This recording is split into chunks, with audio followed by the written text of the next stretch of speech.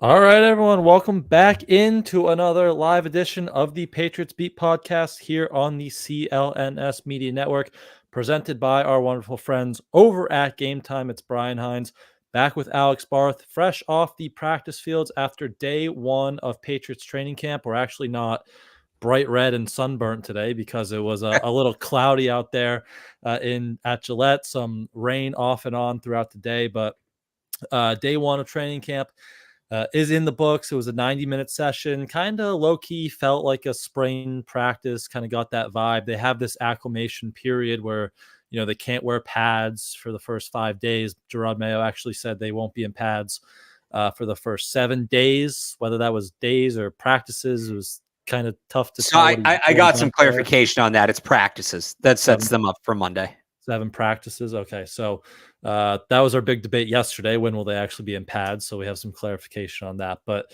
a little bit of a low key first day. No one's winning any jobs, obviously, day one, but there's some stuff obviously to take away from and talk about. We can also still set the stage and say they weren't in the red area, which was a change from how Bill used to always do things. They would always spend the first 3-4 days down by the goal line inside the 20.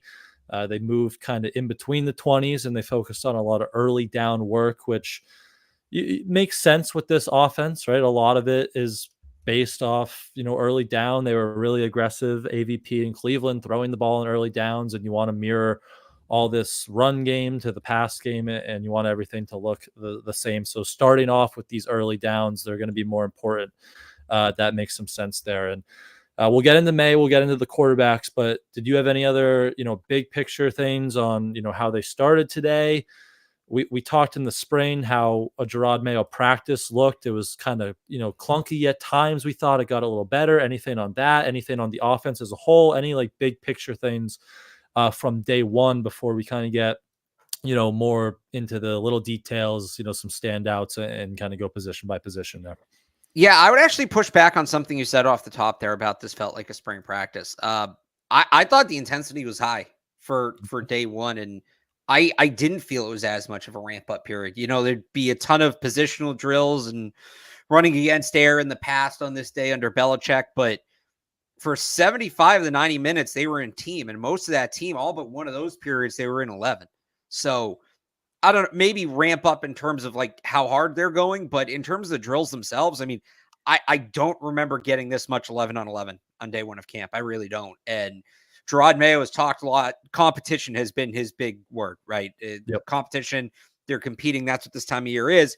Bill Belichick used to say this was an extension of the spring, and the spring's a teaching camp, and you weren't necessarily evaluating at this point.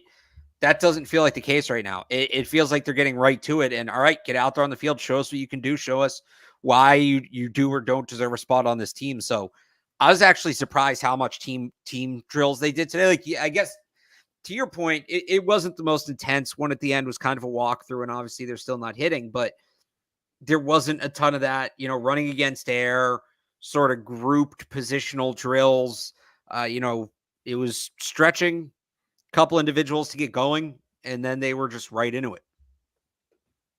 Yeah, I guess that's a fair way of saying it. It just felt like, I guess early they were going through the positional drills kind of like they did. It kind of mirrored a spring practice in a way, like the setup. Sure. They did the positional stuff, and then but it was a lot of teamwork after that. Like you saw in the years past, they might go back into individual stuff and do routes on air or stuff like that. That was kind of lacking. So yeah, a lot of team stuff there. But anything from this new offense that kind of stood out to you, scheme wise? Again, it's only day one here, but maybe we saw a little bit more of them getting to work on that zone run game, a lot of bootlegs off of that, and then we can talk about the quarterbacks. But anything offensively, schematically wise, that stand out to you on day one here?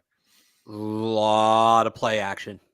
Yep. Whole lot of play action. And look, that's expected to an extent.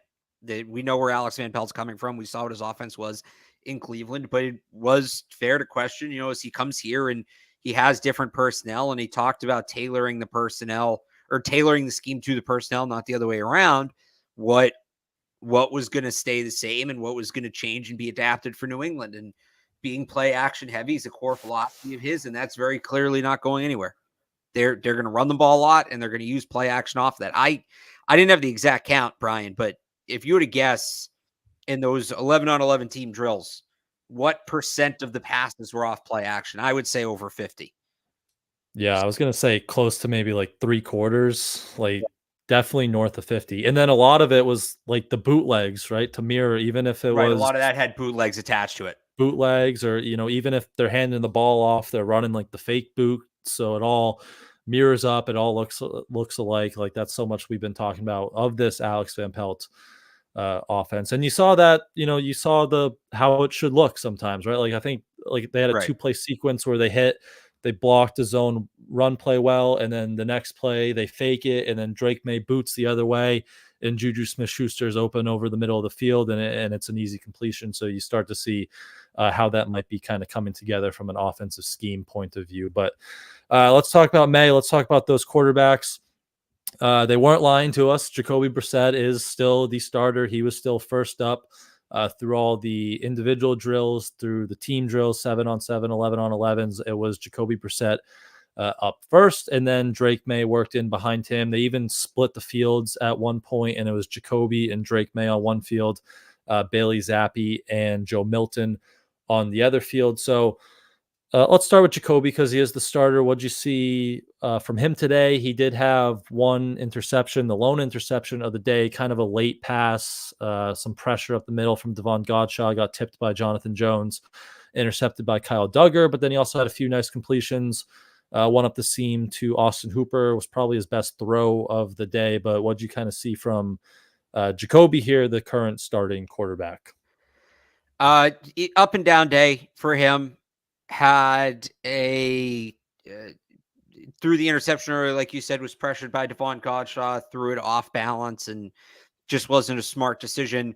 Came back a few plays later, made a really nice throw to Hunter Henry up the seam, led him away from a defender. Just good instincts between the two of them, and Hooper kind of moves, readjusts his body to make the catch, but in and out, kind of what you expect. You see some of the bigger arm talent with him, but just not a ton of consistency. Yeah. And I'll say, even though, at the top we said early downs, like Van Pelt like to push the ball downfield, it felt today it was a lot of like short passes, right? Like they weren't really pushing the ball that much. Now Drake May had one that we'll get to, which was kind of the play of the day, but it was a lot of the short game. And yeah, Jacoby, like it just felt fine, and that's kind of what you're going to get from Jacoby. There's going to be some good. There's going to be a few hiccups there, here and there, but it just felt kind of fine. And then you get to May, and it just felt like there's a little bit more room for, that big play, a little bit more exciting out there. And they hit the big play. It was a deep bomb to Jalen Reagor down the right sideline. Tremendous one-handed catch, like full extension with his right hand, hauled it in. But what else did you see from May today besides that kind of big play? Did you get that same sense of me where it's just like, okay, maybe the ceiling is a little bit higher in when May is in there? So my big takeaway on May wasn't even necessarily his performance; it was his approach. He was going for it. He was going for it. Yeah. He was It's not scared. First pass was a check down. After that, he's testing tight windows. He's throwing to the deeper parts of the field. He's throwing aggressively to the sideline. And I didn't think he was going to come out and, totally be in his shell, but he's a rookie. It's his first practice. You wonder, is he going to, dip the toe in or whatever? No, he cannonballed in the deep end, belly flopped in the deep end. And look, that comes with mixed results. He had a couple passes knocked down. He had a couple balls that were overthrown. One of them was caught, the ball to Jalen Reagor, but definitely seemed like he was jacked up. He had a ton of adrenaline out there, which is good. You want him to be excited. He's got to learn how to hone that, and that's what camp is for. But he's here to compete. He's not here with the mindset of, I have time to get ready. Jacoby Brissett's here. Like, he's here with the mindset of he wants to be the best quarterback. And I know that sounds like a no-brainer to some people. I know that sounds like a no-duh, but you never know with rookies. You never know with rookies, like they're going to come in and what their approach is going to be and what their mental makeup's going to be. But boy, he came in with his hair on fire, and some of that needs to be reeled in. Again, he had some overthrows today. There were some windows he maybe shouldn't have tested, but Again, he has a pass knockdown. He comes back a couple of plays later, similar concept, faces pressure, throws off balance, sidearm slot, zips it between two defenders to Juju Smith-Schuster for a first down. Like, he wasn't afraid out there. He wasn't afraid to make mistakes. And it's super. Now, we'll see what happens after he throws his first pick, but it'd be super easy as a rookie to be like, I just don't want to screw up. I just don't want to screw up. I don't want to give him any reason to doubt me. And that didn't seem to be the case. He was out there to make plays. And for a guy with his skill set, that's how you want him to approach it. Yeah. He could have done the road to glory, my player, and just taken all your check downs and, make sure you complete all your passes to get your skill points. But no, he was, I mean, it kind of just looked like North Carolina Drake May, right? Like, he's running around, he's throwing it deep. He'll miss maybe a throw or two deep, but he's going to be aggressive and he's going to take those chances. And like, the big thing is just the arm talent still. Like, the deep throw was just effortless, and he has the arm talent to kind of take some of those chances, try to drive it through tight windows, which they just obviously, New England hasn't had that in the past few years. So that's still just a big difference and a nice difference. But yeah, I thought he just had flashes like a third overall pick, and we'll just continue to monitor that. Like, you'd like to see him. Obviously, you don't want to see him throw a pick, but you'd like to see him kind of bounce back from some adversity when the pads come on and he's getting kind of a live, pass rush. How's the footwork look and everything? So I thought it was a good day for him today. But again, it's day one of a long kind of road here. But anything else on those top two, or anything that Zappe or Milton did that kind of caught your eye? They just, it was, the rotation was pretty much like the spring. Those two guys, Brissett and May, were pretty close in competitive reps. Like, they are giving him a chance to earn this job. And then Zappe and Milton are just kind of getting some cleanup duty behind them. But anything else from that quarterback group? No, that's pretty much it. Like you said, not a ton of chances for those guys. I don't know if Milton even repped in team drills. I don't think he did. So yeah, he might not have. Yeah, it's quiet day from those two. Zappe had one nice throw down the field to Rager. He threw Rager's other deep ball, but that was pretty much it from him. Yep. Well, let's talk about Rager. Probably the player of the day. He had the one-handed catch down the right sideline, and then the one from Zappe you were just talking about. So he's right in the mix for that last. We talked so much about, is there going to be 5 receivers, 6 receivers? Kendrick Bourne's on PUP, so maybe that, kind of alters things. But he is in the mix for this last spot or last 2 spots. And, he had a solid spring. He had a really good day today. We know the kick return value that he can bring. And it wasn't just the 2 plays. Like, he was out there with kind of the quote unquote first team offense. Like, he was getting a lot of run out there today too. So Jalen Reagor's stock is going up after day one. I'd say also pass catchers. Jalen Polk was in that group that was really involved too, with like a projected starting unit, you would say. So yeah, good starts, I would say, from those 2 guys, and specifically Jalen Reagor. Yeah, on Rager, look, the burners usually perform well when the pads aren't on. And let's not take anything away from what he did today. He had a good day, but for him, it's going to be about being able to compete once the pads are on and there's contact. Because Brian, neither of us have been doing it that long. We've both been doing it long enough to know, the guy that runs a 4.2 looks pretty good until you put the pads on, and those guys can disappear real quick. So Rager had a good day. That helps. You don't want to have a bad day, but I'm not going to, and I've been the one saying I think Rager's going to make the roster over Thornton and Schuster. I'm not going to take the victory lap on that quite yet. We've still got a ways to go. Yeah. But he looked good today. And he deserves credit for that. Polk, he was out there right away. He just looks really comfortable in the offense. He looks really comfortable running routes in an NFL offense, which he had a little bit more of a limited route tree in college. So you like to see that. Maybe could have caught one deep ball from Drake May. There's some debate whether it was overthrown or whether it went through his hands. We had a weird angle, but again, I thought he ran competitive routes, and that's what you're looking for at this time of the year. So good start for him. Again, with any skill position player, let's see when the pads come on. But the fact that he was as involved with that tells me is the coaching staff trusts him, and we'll see if he can bring the performance to match that trust. But early on, he seems to be somebody the coaching staff believes in. For a rookie, you like to see that. I would call that a good sign. Yeah. He just seems so consistent out there. Like he doesn't run the 4-2 like a Rager or a Taekwon does, but he's not the stop start athlete that Pop Right. Douglas maybe is, but he just seems so consistent out there. And yeah, the fact that they're just having him out there so much, like with Jacoby Brissett, with Drake May, that's really encouraging. So I've always thought like he's going to play a big role, and I think his game could like take this a next step with the pads on, especially get him like in the blocking game. Like he's not Right. shy of that. Like he can kind of crave contact. It kind of falls in like the boat to me, like that Kendrick Bourne does, where you get the pads on and like he's a gamer. Like that's when his game's going to take the next step. So excited to see him kind of grow throughout this summer here. His fellow rookie Javon Baker, kind of a quiet first day. He was catching the ball, which that fractured thumb wasn't allowing him to do in the spring. But for a guy who missed most of the spring, you weren't expecting him to be involved to the level that Polk maybe was. But kind of a quiet day from Baker. And Pop Douglas, we didn't see much of him at all. He watched most of the team drills. I think he was talking to the trainer at one point. He stayed on the field, so maybe nothing too serious, but that's something to monitor here moving forward. But anything else from the receivers? We could also throw tight ends like Austin Hooper. We Yeah. talked he was kind of quiet in the spring, but he was. I think there was one team period where he did more in that one period than he did all throughout the spring. He had the catch we talked about from Jacoby, a couple other completions. Like those guys have chemistry from Cleveland, so you could see that translate. But good to see him more involved. But anything else from any of those pass catchers, we'll call it. So I would say Hooper was good. He was involved. Mitchell Wilcox was also on the field a lot early in Which practice. still he was in the spring. Yeah, Which potentially competing for that third tight end role, maybe if they want a blocking tight end.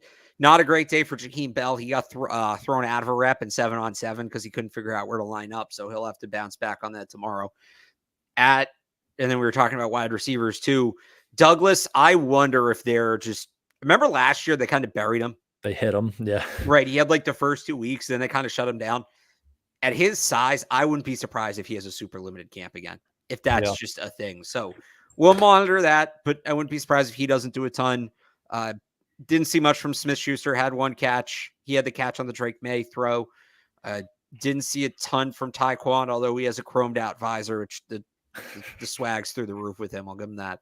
He's Yeah. lucky they weren't live tackling today at one point because he caught like a slant or some inbreaker across the middle, and Jabril Peppers was on him coming downhill. So he was lucky they weren't in full contact because he'd probably have to start the year on IR again. But yeah, kind of quiet from those two guys. Anything else you were going to add there? No, that's pretty much it. All right. So not much from the backs again, like not in pads. So we can get to the offensive line because there was some movement there. We know they're looking for this best five, and today that led to Calvin Anderson with the first unit at right tackle next to Mike Onwenu at right guard. And then the left side was kind of what we've expected with Chuks Okorafor, City So, and David Andrews outside working in. So Calvin Anderson, he's a guy we've kind of talked about maybe as like a dark horse, but I don't know if we were talking about him as the starting tackle. Now the right side may be a little bit better than the left side, but what were your kind of thoughts when you saw Calvin Anderson line up there, and you have maybe some confidence in that? I see you might have rolled your eyes there, so maybe not. No, I was looking at something at the top of my screen. Sorry. No, well, you probably would roll your eyes anyway with the tackle situation, but yeah, everybody knows how I feel about that situation. You're mixing in Anderson and Caden Wallace, which I think the hope there would be that Caden Wallace ends up winning the job. Yep. Anderson is the starting right tackle. I don't love because he's probably your plan B at left tackle if Chuks Okorafor doesn't work out. Now you're moving more pieces. What I think was interesting was after practice, Mike Onwenu, when he was at guard today, was asked about playing guard and how he feels about that after training as a tackle all offseason. And he basically said, this is what I did today, but we're going to try out different combinations throughout camp. And I based on that, I wonder if we're just going to see a new group every day. And if for the first 5 or 6 days, at least till the pads come on, they're going to be trying these different combinations. And then when the pads come on, kind of settle on something they like. So we knew this was one potential combination. I think Anderson at right tackle competing with Wallace is maybe a little bit of a surprise. We might thought Wallace might be the primary there, but maybe just like with Drake May, they're letting a veteran kind of get the first look. But we knew it was a possibility, but I don't think it's the only one they're going to use. And I think we're still a ways away. And maybe this group ends up being the best five. But I think we're still a ways away from that being established. Yep. I wouldn't be surprised if we just see a ton of rotations. Like we could get on here the next week and have a different offensive line rotation to maybe talk about. But Anderson will be interesting to watch. Right? Like he has that more athletic profile to maybe fit in this wide zone run scheme. But again, your hope would be if you drafted a guy in the third round in Caden Wallace, and now you're talking about his natural position at right tackle. You hope as the summer goes on, he could kind of separate himself from more of like a journeyman swing tackle, number 3 tackle in Calvin Anderson. But yeah, it looks like that's where they open. So it looks like maybe on Wenu it is going to be guard, but again, he said they'll experiment with things pretty much every day. Right. So he was a guard for today, but anything in that second unit kind of stand out? I mean, again, the top 5, like the left side is set, the right side is the one to watch, but anything from that second unit? We saw Nick Leverett back at center. He had a botch snap with Drake May when the rain started coming down. Layden Robinson in the mix at that second right guard spot, but we've talked again a lot that like that backup unit is going to be so important when so many question marks on the starting 5. So anything there kind of stand out to you on day one? On the backup line, well, Nick Leverett got a ton of run at center, and he's their second most experienced guard. He only has 10 career starts because they're second most experienced interior offensive lineman. He's a guy that I think has a chance to make the team. He got some run today. We're seeing Vidarian Lowe work at left tackle. So anybody that works at left tackle is instantly notable. Yeah. Because if it doesn't work out with Chuks Okorafor, we don't really know what the plan B is, especially if Anderson and Wallace are going to be over on the right side. So that stood out. I think beyond that, I don't know. It's just the more you look at it. So Michael Jordan's our most. You take Cole Strange out, he's hurt. You take Michael Onwenu's going to be, one of your starters. Might start. City So's the other, but behind that group, Michael Jordan is 29 starts. Why am I blanking on his name again? Nick Leverett has 10. And then you just have a bunch of first and second year guys who are relatively unproven. So it's not a deep group. And when the pads come on, we're really going to need to look closely because as much as we've talked about the uncertainty at the top of the depth chart on the offensive line, and that is very real and it's a major story, there's no depth there either. The depth's completely uncertain. It's not necessarily a ton of cases where, okay, well, this guy's going to win the starting job and this guy's going to be the backup because there's so many guys that can play so many different positions. So, yeah, there's a lot to sort out there. Yeah. I mean, you hope at least Layden Robinson can make you feel confident in some interior depth, right? He was pick 103, like fringe top 100 pick, 4th round pick for a guard. Those guys should be making an impact sooner rather than later. Now they have City So and Mike Onwenu up top. So at least you hope he maybe you feel comfortable in him in kind of a depth interior spot if needed. But yeah, like Vidarian Lowe, the left tackle, backup left tackle, Tyron Wheatley still on the roster. He was playing on the right side. We saw Zuri Henry was out there. He was on the right side. He was there. Perfect attendance for day one of camp, which by the way is good. Yep, absolutely. Just the reserve guys were missing, and most of them were out there in street clothes too. Gerard Mayo said, Antonio Gibson was one of the surprises. Gerard Mayo said it wasn't anything serious, kind of a procedural thing, and he'll be back relatively soon. So good attendance. But yeah, we'll be watching the offensive line, starters and backups a lot this summer to see how those spots kind of shake out and who can grab those spots. So anything else offensively or anything else of note there on the offense from day one?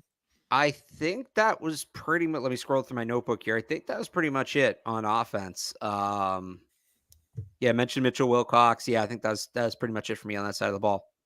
All right, so let's take a very quick break. We'll hear from our friends over at Game Time, and then we can wrap it up with a little defense and some brief special teams talk as well. I got to talk to you guys about Game Time, which is the authorized ticket marketplace of Major League Baseball, and it makes getting tickets faster and easier because prices on the Game Time app actually go down the closer it gets to first pitch.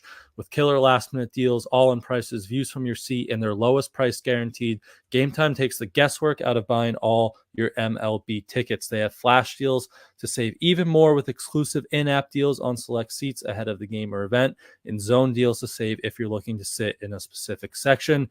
It is baseball season, and the Red Sox are hot, and while they're going on the road for the next week, they'll be back in Fenway against the Yankees, where you can see All-Star Game MVP Jarren Duran as the Red Sox continue to make their playoff push. And if you're in the Boston area, if you're around Fenway, Cask and Flagon, Bleacher Bar, getting a bite to eat, getting a drink, Game Time has last-minute deals where you can save up to 60% off on buying last-minute tickets for sports. So make sure you check the Game Time app right before first pitch to make sure you're not missing any last-minute deals. And you can even get your comedy, theater, or concert tickets on Game Time as well. So take the guesswork out of buying all your MLB tickets with Game Time. Download the Game Time app today, create an account, and use code CLNS for $20 off your first purchase. Terms apply.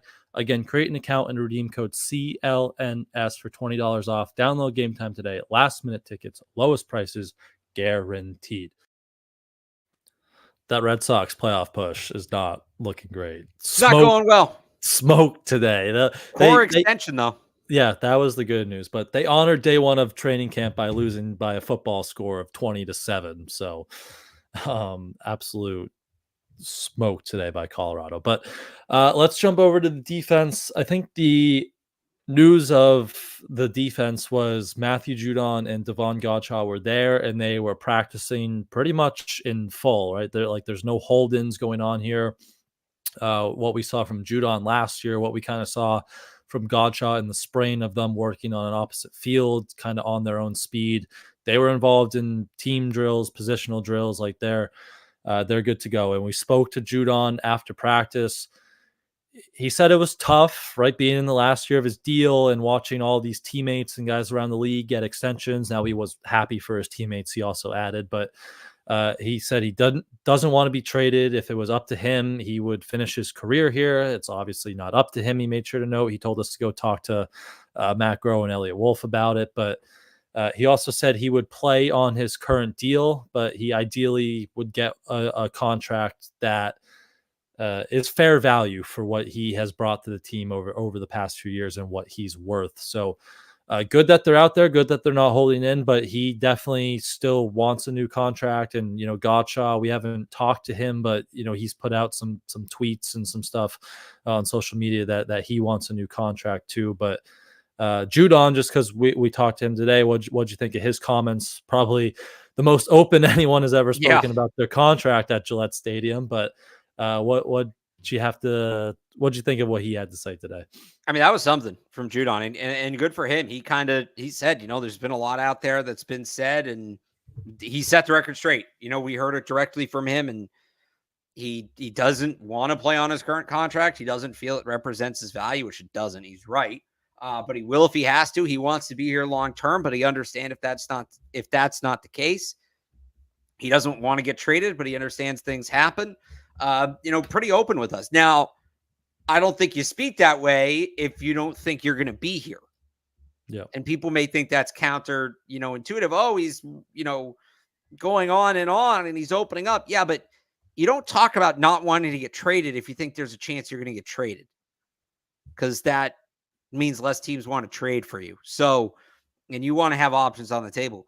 I think he's going to get a deal done, but I get it. Like, he's frustrated, and they paid all these guys this offseason. And I'm not saying that all of them didn't deserve it, but Judon deserves it as much or more than most. That's the reality. He's been their best defensive player since 2021, since he signed here. So, and I know it's maybe best player actually in general, honestly. And I know it's a new front office, but when you do what you did last year, which is move money from the future in order to satisfy the contract, you kind of do that going in knowing that he's not going to play under the final year of that deal. Yeah. Because now you didn't actually create any new money, whether he's traded, whether there's money added. You kind of do that. You should expect that this is going to happen. So good for Judon for setting the record straight. I still think they're going to get a deal done, but we'll see. we'll see. Even if they don't, it was interesting that he said, I'll play under the contract if they don't. And that's big because you're not going to have a Stephon Gilmore situation where he's holding in and suddenly it's October. He hasn't played. You're at the deadline. You trade him. At the very least, he's going to play. And if they do end up trading him, he's going to have more value if he plays. So that's good news. So one way or the other, it sounds like he's playing. You just wonder what version you're going to get of him if you're paying him well under market value. It's going to end up being around like $6 million. Yeah. Whereas guys of his caliber are generally high teens, in terms of AAV. So yeah, I would be surprised if he doesn't get a new contract, but he's going to play, which is good. Yeah. And maybe he's saying he's going to play because he knows something's close to getting done, right? Like, that's the thing. That kind of had a vibe of like, he knows something we don't. Yeah. So now we all say, oh, he'll play on his cheap contract, and then he gets his little bump. So it's Mike Reese said again that they've been talking to him. So, when the sides are communicating like that, something typically gets done. So I would expect something to get done there. He deserves it. But yeah, he spoke his mind willingly and openly, and good for him. It was also relatable. He's just said he didn't want to get traded because he's lazy and doesn't want to have to move. So, but yeah, I would imagine at this point he's going to be here and probably with some sort of new contract. Again, what does that look like? Like a multi-year extension? I will wait and see. Godchaux, though, is the interesting one because we still haven't heard anything from him. We'll wait. I don't know. I'm sure we'll talk to him at some point here, but he'll be kind of the interesting one to watch in the contract department. But he was practicing no holding. It looked like from him, but elsewhere on defense, I mean, I guess the secondary, we can start there because we finally saw like Jonathan Jones and Marcus Jones playing football. They didn't play much in the spring. Jonathan Jones had like a cleanup procedure, so he wasn't out there, but both Joneses were out there, and we've talked so much how they're going to construct this cornerback room. They're obviously going to have a lot of moving parts week in, week out, their game plan defense, but Christian Gonzalez had the boundary, and then for the most part, Jonathan Jones was opposite him, and Marcus Jones was in the slot. So they got him in the slot. Alex Austin worked in a little bit opposite of Christian Gonzalez, but that looks like the top three, at least to start the summer here, Gonzalez and the Joneses. Do you like that? Or we know you still want Stephon Gilmore, but with the guys they currently have on the roster, do you like that makeup, or would you prefer seeing more Isaiah Bolden, seeing more Alex Austin outside and having Jonathan Jones inside, and then maybe Marcus Jones falls into that Miles Bryant safety corner, more athletic role of just wearing a bunch of hats in the secondary? I mean, I want John Jones in the slot. I just think it stretches everything out a little bit. It helps their depth. They're deeper on the outside than they are in the slot. But look, he's a good outside corner. And they're going to be a game plan defense to an extent. When they face Miami, he's going to be in the slot. He's going to be covering Tyreek Hill, or he's going to be following Tyreek Hill. Won't always be in the slot. But I still think there's some time there too. What was it, a couple years ago when John Jones first moved outside? He was in the slot for the first week, and they were trying guys on the outside, and they realized they didn't necessarily have anybody. And that's when John Jones moved outside. So let's give it a few days. Let's see what it looks like, because I wonder if this is just them trying out guys in the slot. And, having a player like Alex Austin, you want to get him on the field. You want to get some of these younger corners on the field, and John Jones in the slot is the way to do that. So I like to see him in the slot, but it's their deepest position. It's not a disaster he's playing on the outside. Yep. Agree with that. Elsewhere, we saw a lot of Keon White, which that's someone we've talked. Like, we want to see him take that year two jump. Mayo spoke highly of him kind of as a leader off the field in the spring, but he was noticeable. He was just on the field a lot, which is good along that defensive line. Anything on him, or maybe that front seven, anything kind of stand out to you? Not too much. Like Marte Mapu, Jelani Tavai was back, so he took on a big role at linebacker, as you would expect, but anything kind of in that front seven on the defense there? It's so hard to judge the front seven right this time of year. I will say Gerard Mayo left the door open to Marte Mapu playing some linebacker, which is encouraging, because if he's going to play on defense, that's going to be where he needs to play. He's going to need to play safety, play linebacker. So I don't think we saw a ton of that today. There were maybe one or two snaps. I'm not remembering anything that stood out. Yeah, he didn't play much, it seemed like. Right. He wasn't on the field a ton at all. Like, not which Yeah, is not kind of the even point here. at safety or Right. something. So as they kind of expand it out a little bit, I want to see what Mayo means by saying, yeah, he might be a linebacker. Like let's see what that looks like. I think that's a good idea. That's how you're going to get the most out of him. Let's see what he looks like. They have a hole there. They lost Mac Wilson. They need that third down, rangy coverage linebacker. Mapu should be able to do that. Let's see if they give him an opportunity to try. We think it's going to be Sione Takitaki's job, but he's on PUP. So in the meantime, I'd like to see Marte Mapu get some reps in that spot. Yep. And Taki had a knee injury he was recovering from. I think that came out after we logged off, yesterday. So he'll be out at least for the start of camp here. So yeah, if there's snaps out there, hopefully Mapu can take advantage of them, but he actually has to get on the field, which he didn't do much of today. The only last note I think I have on defense was we were talking to Jabril Peppers after practice, and he just gave like this little story how the coaches were doing the defensive back coaches were doing a award point system during spring practices. You would get points for certain plays, hustle plays, interceptions, tipped balls, just doing things the right way. And Jalen Hawkins won, who we've talked a lot about, like a late free agent signing, kind of an under the radar signing. But like day one of spring practices, he had a role, and he's more of that free safety type, right? Where you have Kyle Duggar and Jabril Peppers can be closer to the line of scrimmage. We've talked that Deron Harmon role, where he's playing 56% of the snaps.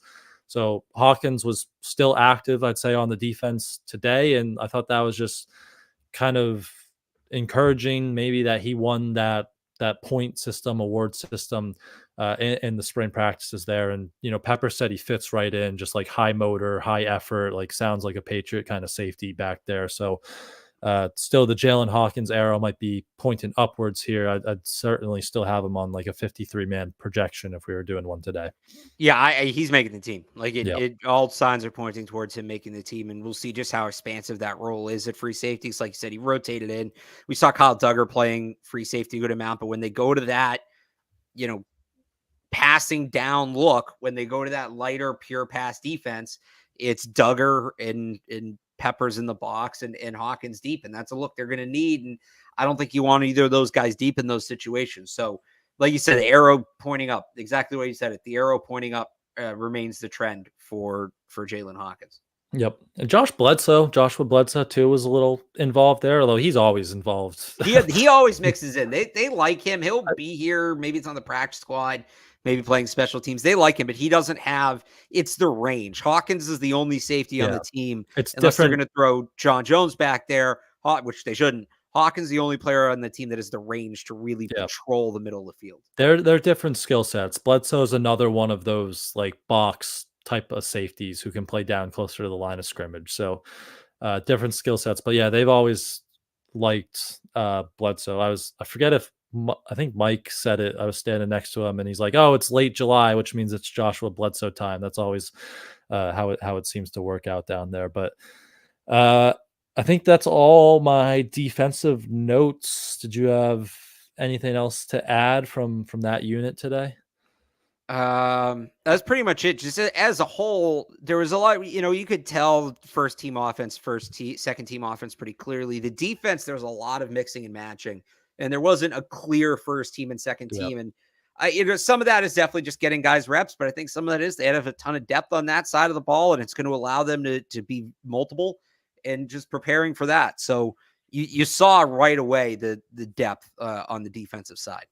Yeah. Like when they split on two fields, I think there was a secondary that consisted of like Christian Gonzalez and Del Pettis. And then there's a secondary that on the other field that had like Alex Austin and Isaiah Bolden and Dietrich Wise was on the defensive line. Like they have a lot of versatility. They can mix and match a lot of those things. So the defense will be fun to watch that kind of develop throughout the offseason here. But two quick special teams notes I had. First off, it was just weird watching the Patriots practice where they didn't have one team period dedicated to special teams drills. They had some, individual stuff where, some players were working through that, it looked like those, blocking the volleyballs and diving with like Jeremy Sprainer, and then like kickers were working off when there was an open field, but there wasn't one team special teams period, which we have a new kickoff to rep, so I'm sure they're doing a lot of that behind the scenes, but we'll have to get some work out there eventually, you'd imagine.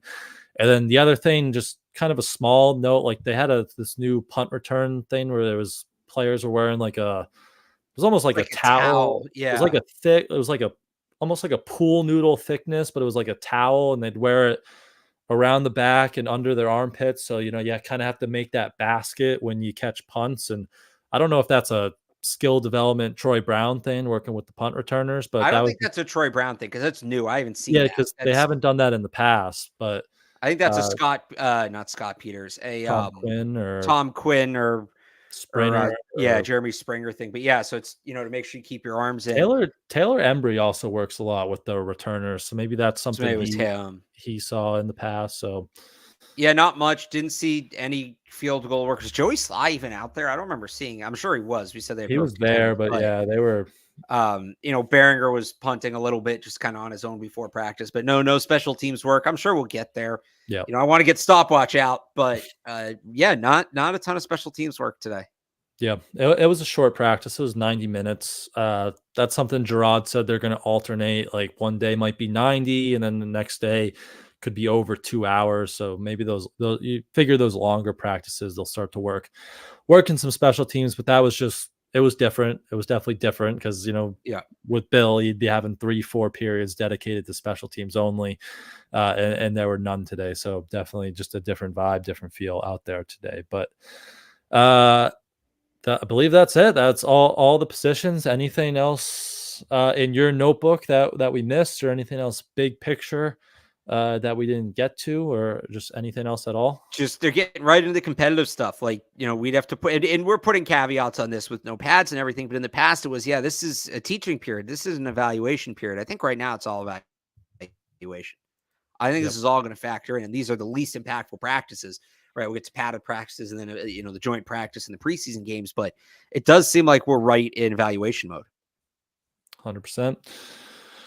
I'm with you on that. So, all right. So we'll wrap this one up. They are back on the practice fields tomorrow at 11. Again, gates open at 10 if anyone wants to come down. I think the rain is going to hold off. So hopefully we'll be good. It'll be another cloudy day. And then the heat looks like it's going to pick back up on Friday and Sunday when they practice. And we'll be back, of course, to break down anything that goes on. So make sure you're locked into Patriots Press Pass on YouTube and subscribe to the channel so you know when we go live. You can also follow Barth on Twitter at RealAlexBarth for live training camp updates from Gillette, and head over to 985thesportshub.com to read his notebook and all his written work from training camp today. You follow me on Twitter at I am Brian Hines, and head over to patspulpit.com to read all my written coverage over there as well. And thank you all, as always, for tuning in with us from day one of training camp, and we will see you guys tomorrow.